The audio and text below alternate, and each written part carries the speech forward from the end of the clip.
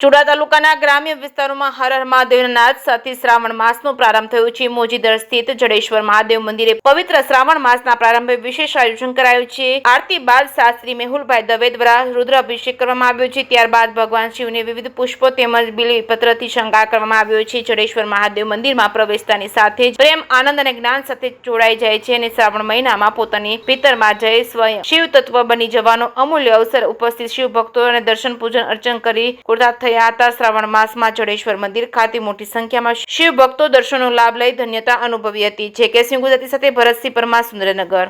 મહાદેવ આજ રોજ ચુડા તાલુકાના મોજીદર ગામે જડેશ્વર મહાદેવના સાનિધ્યમાં શ્રાવણ મહિનાના પ્રથમ દિવસે વહેલી સવારથી જ શિવ ભક્તોનું ઘોડાપુર ઉમટ્યું હતું, તેમજ સવારથી જ અભિષેક તેમજ રુદ્રાભિષેક કરવામાં આવ્યા અને મોટી સંખ્યામાં દર્શનાર્થીઓ જેનો લાભ લીધો અને હજુ જેમ જેમ આગળ દિવસો પસાર થતા જશે તેમ શિવ ભક્તો વધારે ને વધારે ઉમટી પડશે અને શિવ મહિમાનો લાભ લેશે।